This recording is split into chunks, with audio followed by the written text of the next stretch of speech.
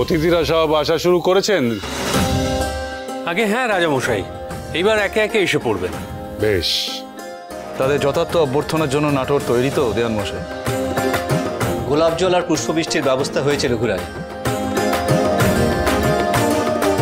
রঘুরাজা, নাটোরের রীতি মেনে 10 রকমের শরবতের ব্যবস্থা করা হয়েছে। আর এছাড়া পথ মুড়ে দেওয়া হয়েছে শালুকে, শঙ্খ বাদ্যি। বেশ বেশ, তোমাদের উপর আমাদের ভরসা আছে, আর বলতে হবে। ব্যবস্থাপনা তো বেশ ভালোই হয়েছে দেওয়ান মশাই।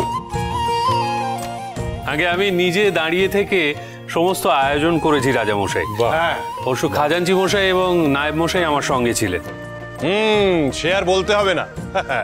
আয়োজন দেখেই দিব্যি ঠাওর করতে পারছি। এই না হলে আমাদের নাটোরের একমাত্র যুবরাজের প্রীতিভোজ। হ্যাঁ, সাধু সাধু। এই তো কিছুক্ষণ আগে সঙ্গের গানও হলো, অনুষ্ঠান, নাচ গানও এলাহি ব্যাপার।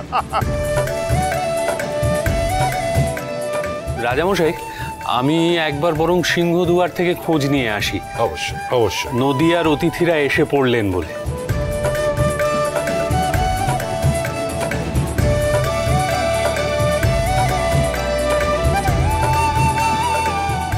এত আয়োজন, আড়ম্বর দেখছো দাদা?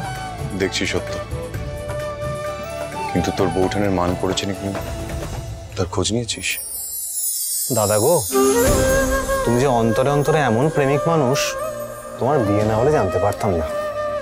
দেখ সত্য, একটা আনন্দ অনুষ্ঠান এরকম ঠোঁট উল্টে ঘোরা একেবারে উচিত নয়, তাই তোকে খোঁজ নিতে বললাম।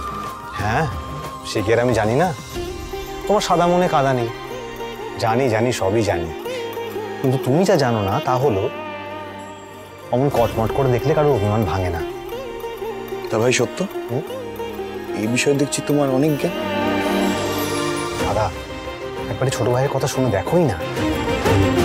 না হয় এই গম্ভীর মুখটা একটু নরম করলে, না হয় একবার মিষ্টি করে তাকালে, তারপর দেখো না মান অভিমানের বাঁধ ভাঙে কি না।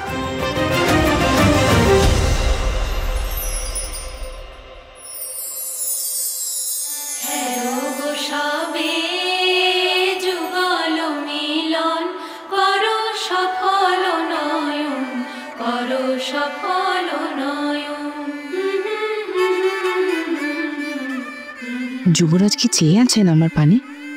মনে তো তাই হচ্ছে। অযথা বকুনি দেওয়ার সময় মনে ছিল না নাকি?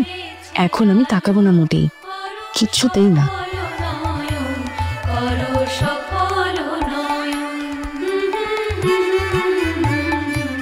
রাজ রাজেশ্বরী রানী ভবানী প্রতিদিন রাত 8:30টায় স্টার জলসায়।